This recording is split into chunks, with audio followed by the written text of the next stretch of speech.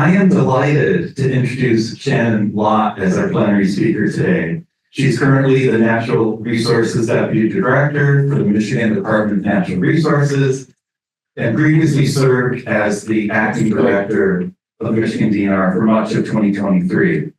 And I'm not going to get into the whole formal introduction here. You can read about her accomplishments and her background on the website for the meeting. But I'm going to cut to the chase and get some important stuff. And that is that Shannon has been a fantastic supporter in advocating for research and research to inform natural resource management decisions. We really appreciate that at Michigan State. She's really focused on co-creation of actionable science, including related to climate change. And so one example of this is Shannon's strong support for what is now a 25+ year agreement between the Department of Natural Resources and Michigan State called the Partnership for Ecosystem Research and Management, or PERM. This funds several faculty positions at MSU, both in fisheries and wildlife and in forestry. And the PERM faculty work on issues that work closely with natural resource managers at DNR on issues of interest to them. So I think that Shannon really embodies the spirit of the Midwest CASC in co-creating actionable science to inform natural resource decisions, especially related to climate change. And from that perspective, it's really hard for me to imagine a more fitting plenary speaker today. So please join me in welcoming Shannon. Thank you. Good morning. It's fun being here because so many of you are great researchers that I've met before, and what you're going to hear today is basically the operational side of climate change and how much it costs. So I want folks to know that when you're doing this research. So a little bit about me real quick. 27-year veteran here at DNR, and I was a GPSU Laker in my undergrad days, so Go Lakers, and got a wildlife biology degree there, and then came to Michigan State for forestry. I was in our forestry department here for a master's in forestry. So a little bit of both. And in my almost 3 decades here in DNR, I worked in wildlife for about 20 years, and then went over to forestry for a couple of years as the assistant chief there, and then came into executive when our previous director, Dan Eichenberg, came in with Whitmer administration.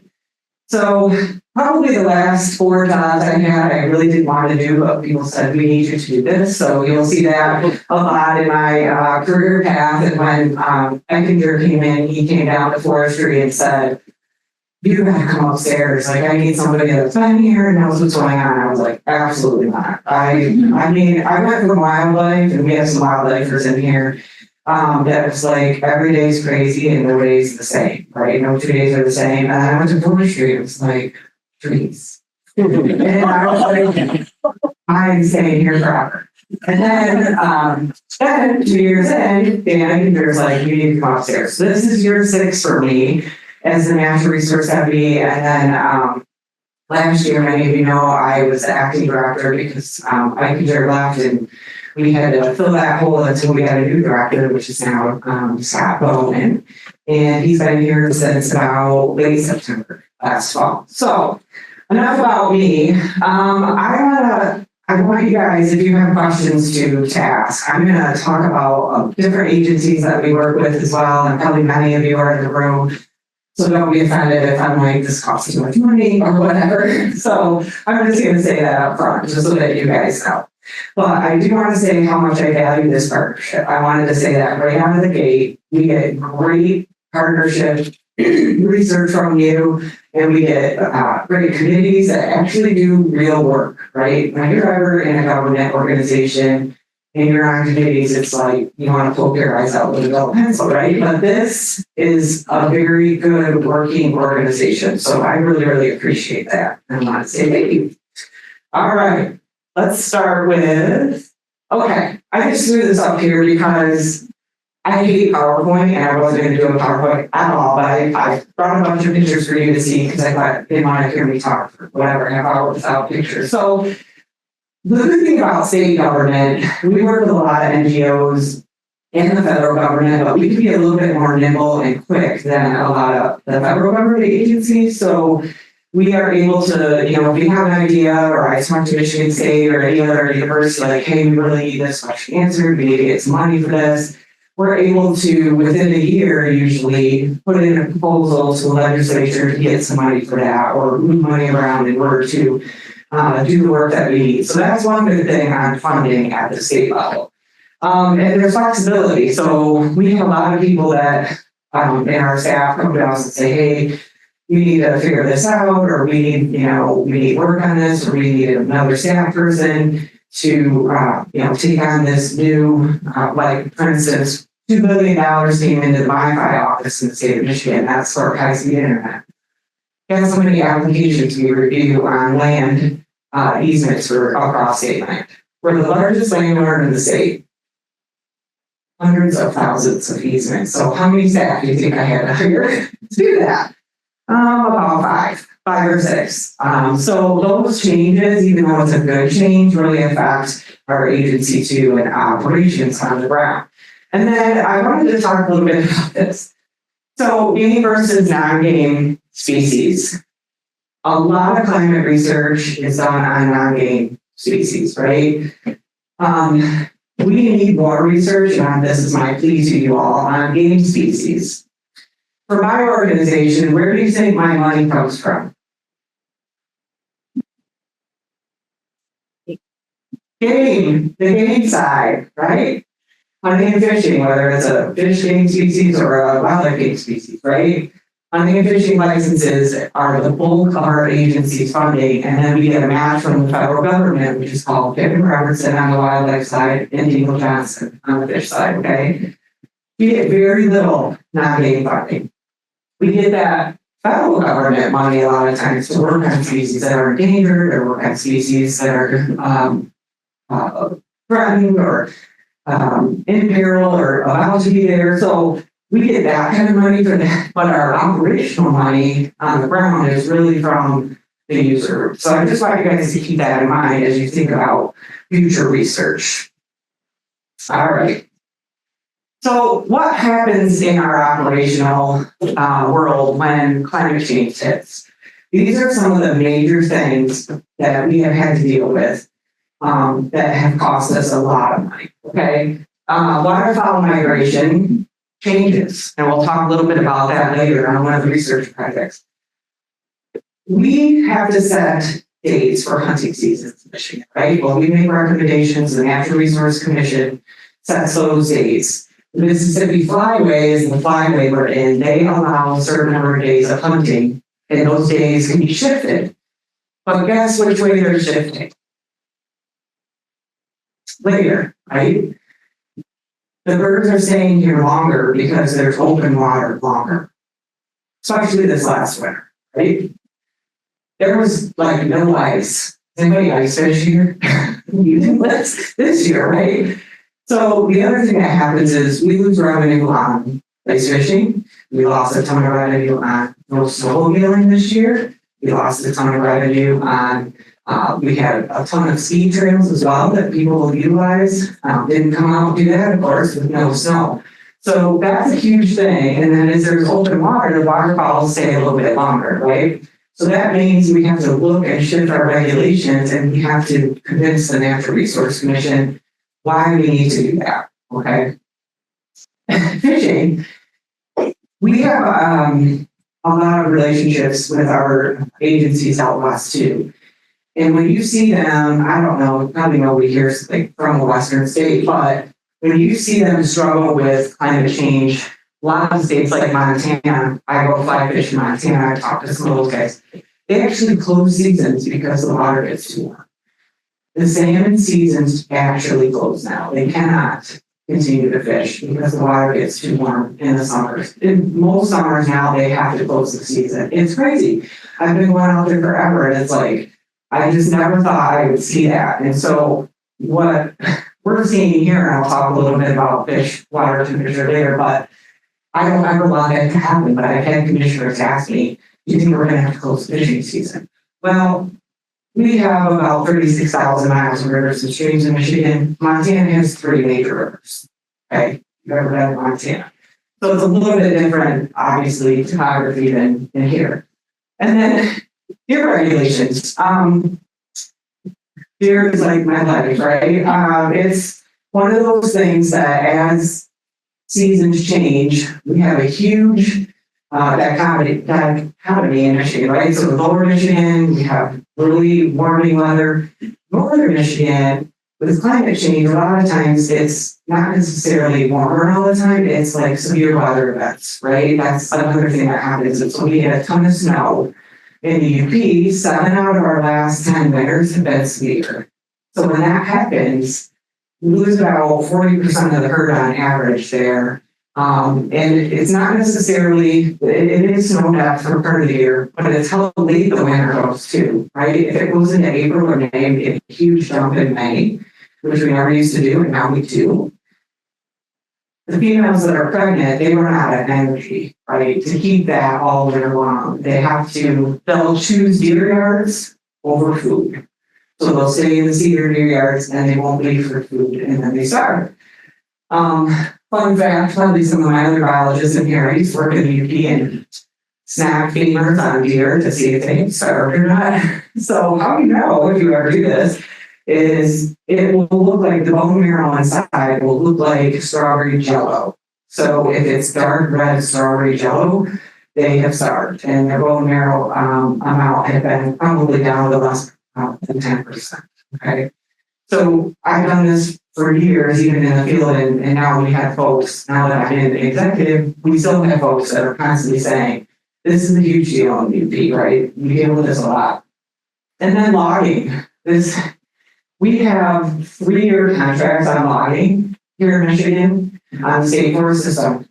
Still not enough because we haven't had enough cold winters for them to get in areas. You see some of you shaking your head.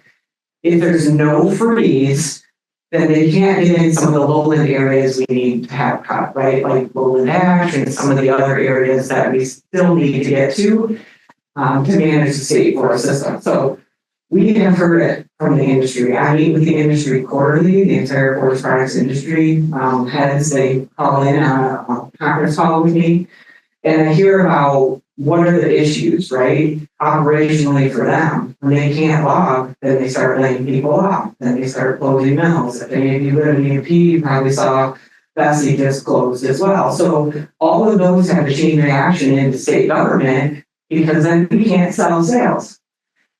By last September, 60% of the sales that we put up went no bid, meaning nobody bid on them in the forest products industry. How do you think we can sustainably manage the forest on the ground if nobody bids them, right? And then we have to take those and do another RFP, rebid them, try to get it out again, and see if anybody will pick it up. But they're waiting, right? They're not going to buy any timber if they still can't get into the areas that they already purchased. So that has a huge domino effect for us. It's crazy. So I want to show you what I've seen in my 27 years here. He's Ron Gasney here. I thought I saw him. No, not here. He's one of our UP guys that took a lot of these pictures. So in 2018, we had a huge flood in the UP. Many of you probably saw this on the news. A lot of the in the Houghton Hancock area, some of the roads washed out. We had a person die in a basement that, the water rushed in and all the silt rushed into the basement. This was an 11-year-old boy. Happened to be a relative of one of our staff up there. And so things just completely blew up. And they lost a ton of infrastructure. And so did we. So these are some pictures of the infrastructure we lost. So we have tons of trails, right? We have about 14,000 miles of trails that we manage. These are the big snowmobile and ORV trails in the UP. So this picture, that's like a 50-foot drop. You can't tell, but that's a lot of dirt moved. And then a lot of our bridges did this. We lost a lot of our bridges because we had to close the trail after they degrade like that. Here's another picture. This is one of our ORV snowmobile trails as well. And here you get a look at some of the people standing there, right? So you can see where the trail is versus what washed out here. Some of the issues we have on management, operationally, we don't own some of these sections, right? So we have 14,000 miles that we manage, but a lot of them are easements across private land. So we had a huge problem even going in to look and get estimates because we wanted FEMA help on these properties. It was just kind of a big mess on, can we spend money on these properties from FEMA? We don't own them, but there are, So I just wanted you to see, here's another one. Look at one of our staff. This is one of the estimators, I think. So what do you think the damage was? How much do you think? Anybody guess? 3 major trails in the UP, which span from the east end all the way to the west end and up into Old Hancock. Nobody wants to guess? 800? 21 million was the estimated need. Now, part of that is because when you have to replace bridges or culverts now, and I'll get into this a little more, they need to be climate-friendly culverts. They need to be equalization culverts. They need to be engineered differently than they were when they were put in 30 years ago, right, or 40 years ago. So the price, goes up. Now, that was right before COVID, 18 months or so before COVID. So now everything's tripled. So to fix that, it's probably triple what, we have now. We've rerouted a lot of these trails so that people can still get to places in the UP, so we didn't lose the economy up there. It was a big deal for those counties and townships. They were barking in our ear, like, you have to fix this, or we're not going to get any, right? So the other thing I want to talk about is flooding in the Midland area. Does anybody remember this? The Edenville dams? Yes. So this is a video, I just took a snapshot. People were watching the dams blow up. Like, they watched the water come. And that's a picture of Midland after the dams broke. There was 2. And ironically, a lot of that water went on our areas. And this shows the importance, and I use this with legislators, of coastal wetlands. We took on a bunch of that water on the East Coast. And our areas, the dikes we only had one that kind of blew out a little bit that we had fixed, but they took on, hundreds of thousands of gallons of water from this storm, which saved the other towns that were around our areas, right? So with flooding too, we've had issues with turkey nesting. I'll talk a little bit about that too. When you have really big wet springs like this one was, it really affects nesting of many birds, but turkeys for game species is one of the things I've been most worried about. I'm a big turkey hunter, and I have seen a lot less turkeys, so I noticed that on the landscape. And then spring flooding also causes issues for some of our crop areas. So in our managed waterfowl areas, we plant crops. If anybody hunts those areas. So if it just constantly rains all spring, doesn't stop till middle of June, we can't get crops in. And that's primary food source for waterfowl that are migrating, right? That's premium food source for waterfowl that are migrating. So when we can't do that, that causes issues on our coastline, at least for wildlife. I did want to show, we did respond to this flood. And DNR got roped into this, like, I could not believe this is another thing. Climate change impacts operations, okay? I had to send all my conservation officers from about 6 counties with their boats to get people out of their homes. You can see this lady, she's like, right? The CEO came and got me from home. We had dogs and cats and all kinds of stuff on our boats. I had guys sending me pictures. It was nuts. But the good thing about our first responders is they have really, really good equipment. Michigan's one of the top in the nation for the type of equipment we have. So it was good that we were able to respond. But these guys were up about 48 hours straight trying to get everybody out of their houses. So it does affect us operationally. The other thing is we have dozers and excavators, right? So then I got a call, there's trees everywhere on the on the roads, on the streets, all that. We need your dozers, come move the trees. We need your excavators, right? So I sent that. But it was at prime time for fire season in Michigan. So I had to make a decision. Do I keep my guys on standby and my gals on standby with our equipment? Because we have all our dozers loaded and ready to go to make our lines when we, in our Jack Pine area and all that. Or do I send them here? So what I decided to do was send them here. And I called Canada because we have a compact with Canada. And I said, if we have a fire that breaks out in any of our areas, mostly Jack Pine is our big worry, we are going to need you. Right? And so they said, okay, we'll be on standby. So those are some of the things you have to think about when these major events happen. The other thing that happened was we got sued over this. And apparently anything with water, people think, well, the DNR owns it, and so we're going to sue the DNR. We didn't own the dams. The dams were owned by Boise Hydro, and they neglected to fix them and maintain them, right? So we got sued, and legislators involved. The lawsuit obviously got thrown out because we don't own the dams, and we didn't have records of what was going on with maintenance. But we countersued Boise Hydro because when this blew, there was a lot of mudflats and a lot of mussel species that were killed. Like $22 million worth of mussel species that we lost. Okay, so that was another big horrible outcome of this major flood event. Okay, one of the things, this isn't really related to me as far as DNR, but we have a ton of staff that are in the field, right? So now what I'm seeing is, look at this map. When I started 30 years ago, there were like red counties up here. A little bit in the UP, deer ticks, right? They're like the size of a pencil lead. Now look, that's because the winters have been severe for the most part, and these ticks have moved. And now we're also seeing people bring, we think, veterinarians are seeing people bringing dogs from the south, on vacation or whatever. And now there's been a couple cases of Rocky Mountain spotted fever in Michigan. There's been a lot of tularemia, obviously a lot more Lyme disease.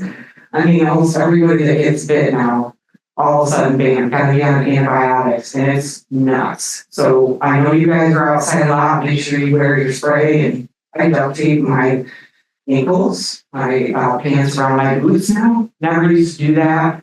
When I worked in the field, I've been all over the state, but when I worked in Allegan, a lot of the ticks in Allegan back in the day, because it's a dry oak savanna area. Every day we come and pick ticks off and put them on the wall in the office. And so I had my name and then the other tech's names. And so whoever had the most ticks by the end of the year won. Or I won the pot because they were masking tape. You could see through. So there's all different size ticks. So I had the most in the year I was there, and I won the prize. But I'm not so cool with that anymore because of this. So this is another thing that's really affected at least field work for us. And I just threw this up here because this is like alphabet soup, right? All the diseases that we see now, and they're staying longer because there's not enough freeze to go over a harsh winter to get rid of a lot of it. So who knows? Let's do it again. Who knows what this is? West Nile virus, tuberculosis. Yes, iron hemorrhage. That was a lot of hemorrhagic. Yes, BKD. There's fish people here. Okay. Yes, totally. IPATHAI. You got it. You guys know. That's great. So the big one on here for us, obviously, TB and CWD, we've been working with for a long time. All of our heads come to the disease lab here at Michigan State, and we work in concert with them at the lab that we have, and that's right. So AI, though, has really made a difference in how we do operations. So when AI hit a couple years ago, real big, when we found that it was in some of the poultry facilities in Michigan, they called me and said, you need to get rid of your ducks because they're on the pond outside my barn and I don't want AI. Okay, so what do you think I did? You guys are gonna laugh. I sent somebody to trap the ducks, right? Because this is like a really big place. This is the biggest place that gets all the eggs from McDonald's east of the Mississippi. Okay, so I sent somebody to trap the ducks and got them out of there. That's what happened the next day. More ducks, right? So I did it to prove a point. We trapped the ducks, and we told them you really need to put nets over your water. There's things that people do in agriculture facilities and everything to keep the ducks out. The other thing that happened is they wanted us to shut down our goose removal program and our waterfowl organizer program. So we move waterfowl on some of the lakes up north that have swimmer's fish. If you've ever swam in Houghton or Higgins, Torch, any of those. So there's a lot of outcry on swimmer's fish. So we moved organizers out to Lake Michigan. They said, you cannot move any eggs. I'm like, they're flying everywhere anyway. What? And we have a goose removal program in Southeast Michigan for health and safety reasons off, beaches and like the beach at Belle Isle and all kinds of stuff. We move about 5,000 geese a year. We used to send them to Iowa.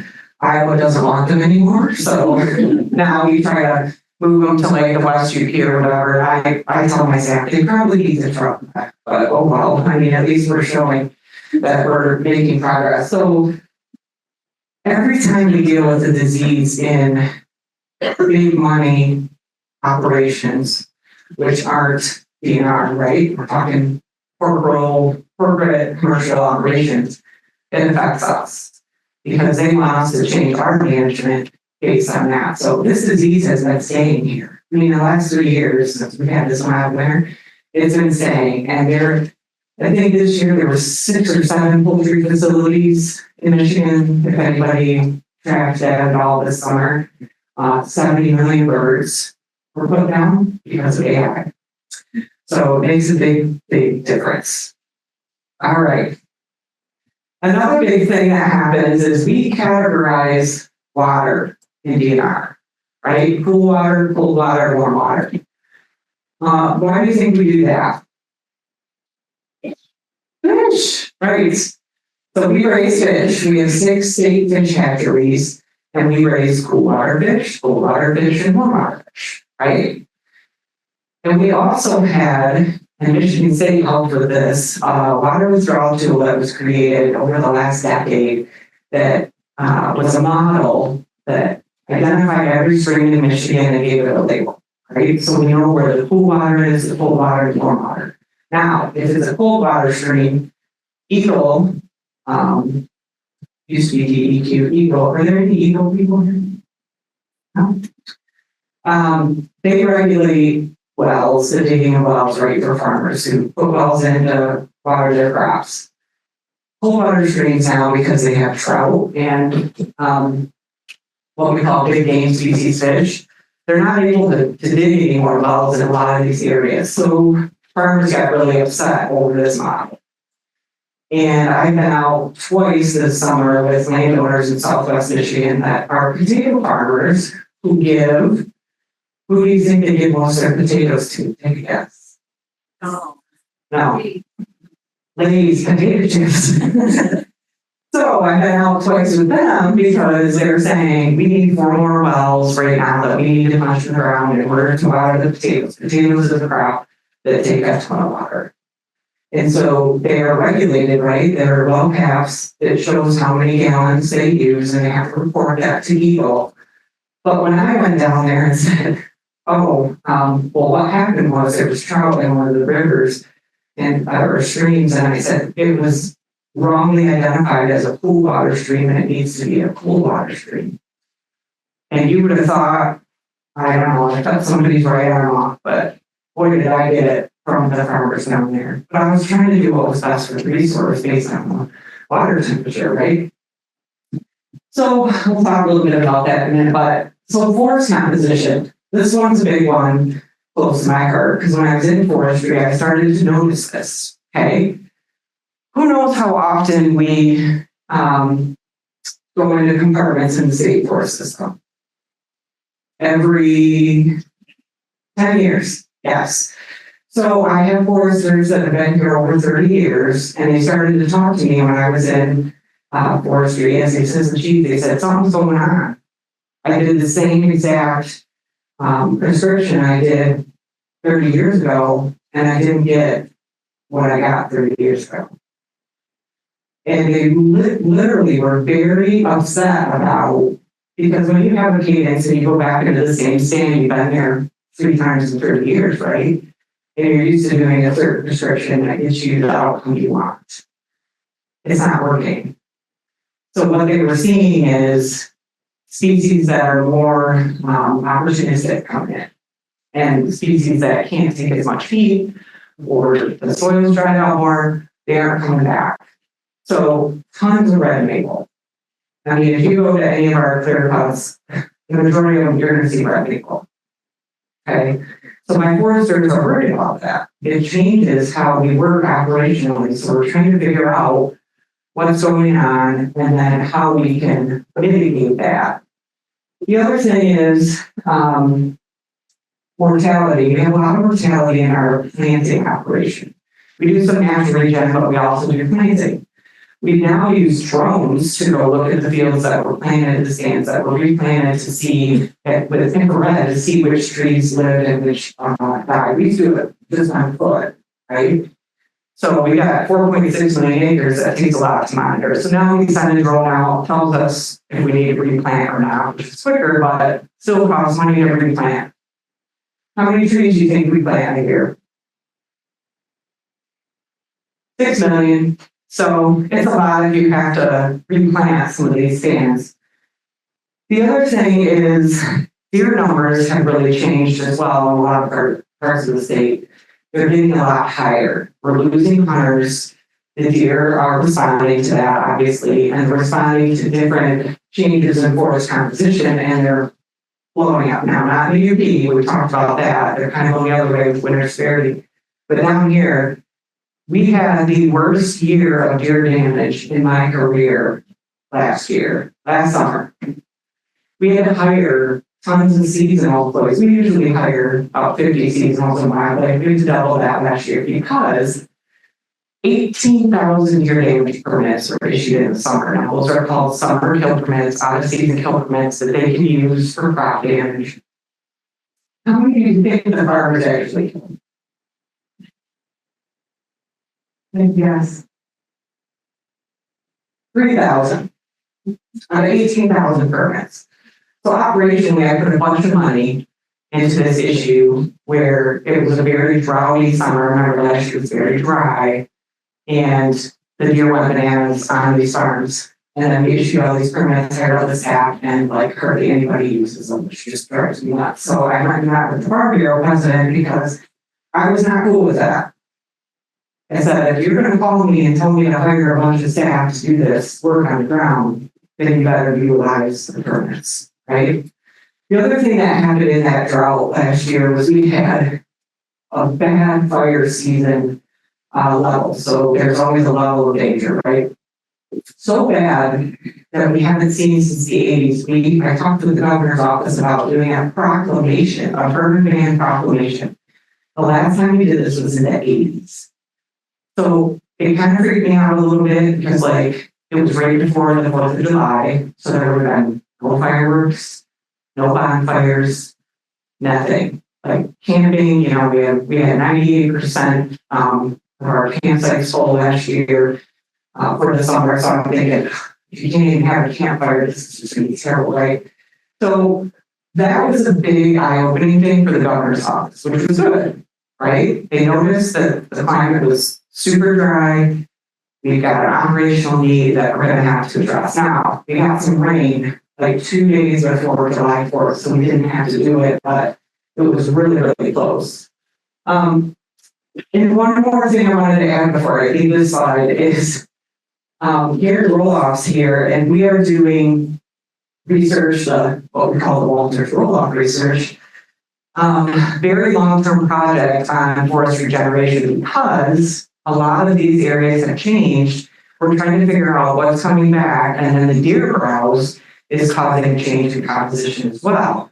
So we're doing different things in this study, scarification and leafing tops and all kinds of things operationally to see what's going to work. These are one of the projects, like this is a very good applied research project. Like I just want to push the fast forward button so I know what happens at the end so we can actually prescribe things like we're supposed to, right? So one of the other things with trees, has anybody heard of assisted migration? Okay, quite a few. These are all the species we're working on in an assisted migration project that we are working to get funded right now. We want to make sure that in the climate models, and Chris Logan has this from my staff, there are trees that are going to blink out, right? And one of them is red pine. Red pine is the big money maker tree in Michigan, right? So we have to look for other species that we can either bring from the south or species that we can work on making tolerant or resistant to heat in order to make sure we can maintain our state forest system for the next 100 years, right, and beyond. So this is a huge thing. Like we should have done this 20 years ago. Like the last time we planted a tree was 20 years ago, right? So it's like $3.1 million is what we're looking at to try to do this. Again, the cost of climate change is very expensive operationally for us. So here's the drought. This was last year. I just wanted to show this. This is a Western US, of course. You probably see all about it on the news that the West is always burning now. Like every summer it's burning. And now it's burning about 9 months of the year. Is anybody in here from the Forest Service? No. 69% of the Forest Service budget is spent on fire. 69%. So how do they have money to do other things like sustainably manage all of the national forests, right? We send people out west and help on all of these, a lot of these fires. Like I think I have staff right now in 13 states. Because our fire season's on pretty much, like we had green up and then we've had a lot of rain this year. So we send them out. I put the year up there because I talked about the drought last year with the deer damage. So big deal on fire. The other thing operationally that happened last summer is we had a grayling fire, a fire east of Grayling. I don't know if anybody heard of that. Pretty big fire. Came within a quarter mile of the city of Grayling. Jack pine, right? Very volatile, very dry, jack pine. So I get a call. We need air resources, or this fire is gonna take out the city of Grayling. Again, things I never thought we had in climate change affecting our operations. So I had to pull people from other parts of the state to get down there. I had to ask for air resources from the Forest Service. They took a plane. We had to close Lake Marguerite, which is right there on the side of Camp Grayling, took all the boaters off and used that lake to scoop up water and put out the fire. And we caught it right before it got to the city of Grayling. Some power outages, but we caught it. I absolutely got obliterated for taking water out of Lake Marguerite from the public. Why do you think?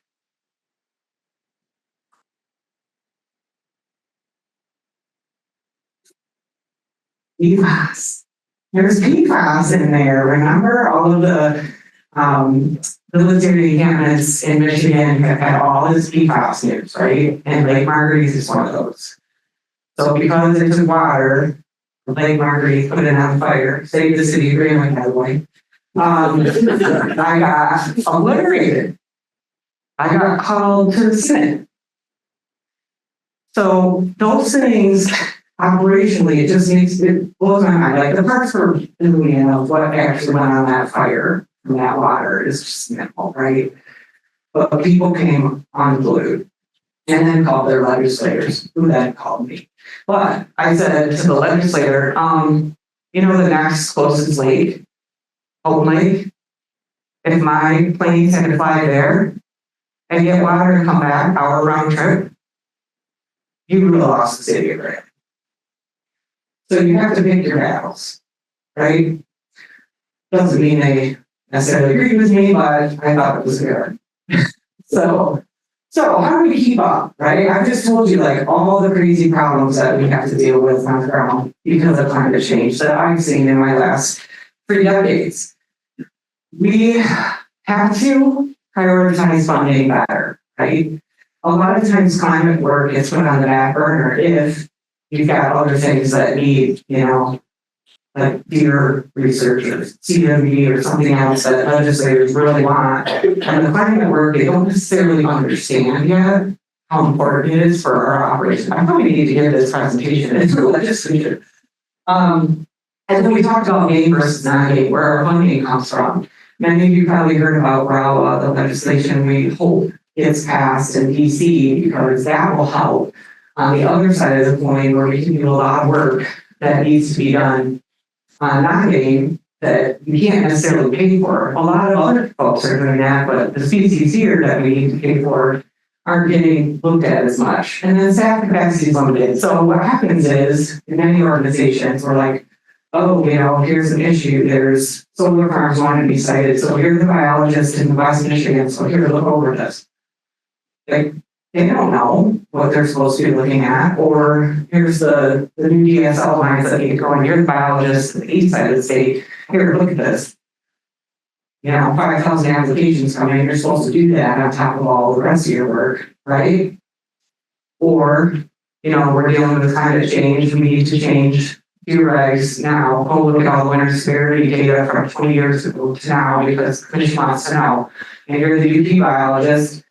Just go ahead and do that on top of everything else you're doing, right? So that's a big deal for state agencies. So partners, this is where we need you guys. Big time, right?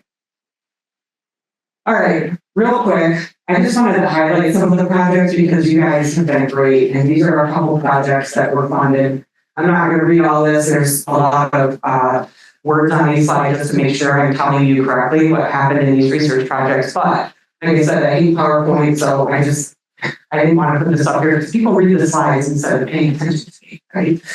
So we did a winter severity research project, and this was about, do climate models predict that things are going to continue to get worse or stay the same for winter severity? Okay, that's a big deal for our UP. I talked about that. And then for migration of waterfall, we talked about that. What do the climate change models indicate for the timing of fall migration? This is applied research because I need this data to give to the commission to determine regulations, right? Big deal. So identify how winter severity affects, the change in the centuries coming up, and then predict how deer and waterfowl will be impacted. So here's the findings.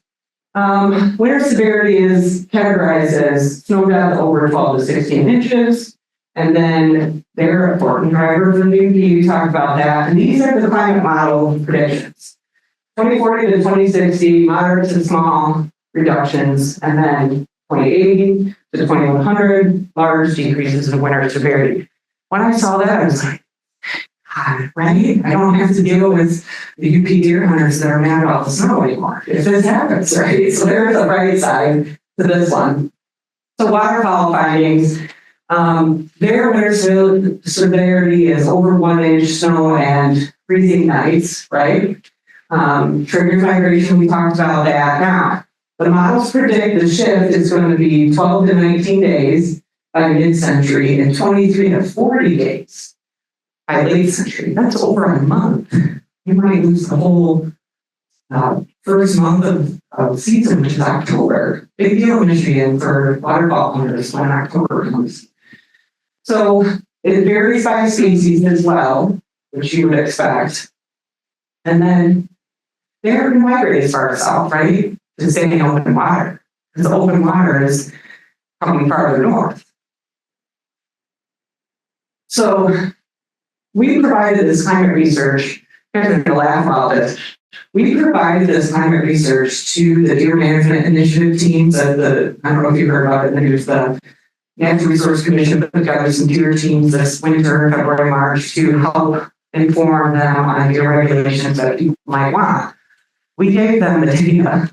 They didn't use it, but we did give it to them. And then the NRC is going to set the regulations based on real or perceived changes that they hear. A lot of social science goes into regulatory setting. Okay, so we're trying to inform that with real science and saying, okay, good. Saying we need you to pay attention, right? When you're setting regulations, not just to the people, but to science. And they're required by law to use science in their decision making. So, and then changes to browse pressure, we talked about that too. We had that in our forest management plan, thanks to Walter's roll-off research. So this is just some of the things, the flooding, the species by species model, and then this research helps inform, but it's not going to do a wholesale shift for us on our waterfall areas. So this is what I talked about with flooding and then perennial food needed versus corn. Why do you think we still need to plant some crops or corn, not just like moist soil management? One of the big reasons is those areas were paid for by hunters. Okay, I'm in a big debacle right now because this wrote a new draft managed waterfowl plan, and it's about having more moist soil management with perennial plants versus say corn where they hunt. They're really mad. So we're going to have to go back to a little bit more corn. Those hunters getting from that area, you've got to balance that. How those things were purchased. All right, this is cool. I'll just touch on it real quick. We had this project to make a decision support tool, which is really cool for staff, and our staff absolutely love it. This is one where they actually can use it on the ground to make decisions about what they're going to do in the field. So relevant to us, wildlife professionals. And then it really helped get rid of the jargon in a lot of the literature. There's over 1,000 or more climate projects in literature, right? And the staff don't have time to read all that. So this decision model pared it down so that they could. And then we did workshops and they were extremely popular. So this was a huge win, huge toolkit for our folks. I love this, absolutely love it. So I'm going to skip fish. You talked about the water temperature, but I want to talk real quick about PERM. PERM was mentioned by Dr. Kogi, and this is a huge deal for us. We maintain this partnership so we can, at the drop of a hat, all of Michigan State say to one of the PERM faculty, well, we need this project like ASAP. I got money, I need it. And that really helps us on cost and on how quickly we can do things. So I put Jeremy Johnson's one of the geneticists we paid for, and then I put Anna Conte on here where she went because she does a ton of work with us on climate stuff as well. So I see Brett here. So this is a funny story, and I'll end with this. I came in to see Brett. It's called the Cooperative Research Unit, a new unit from USGS in Michigan State that also is going to help us on research. What I told him was, you know, a lot of people said, oh, we want more CWD projects. I'm like, we already have like 6 or 7 CWD projects. But I need from you, Brett, you might remember this. I stayed like 2 hours there. You need applied research. I need to know why the turkeys are declining. I need to know what regulations that we need to recommend to the commission. I don't need to know why the box turtle crosses the road sideways. This is what I said to Brett. And so at the end of the conversation, he's like, oh, I'm glad you came because that's way different than I thought we were going to be working on things, right? So I need applied research. He gives me a sticker. Do you remember this? He gives me a sticker on the way out the door of the new CRU logo, and it's a box. So anyway, that's it. That's it for me. And if you guys have any questions, I'll be around. And I just really thank you for this partnership, and we are using this science. So thank you.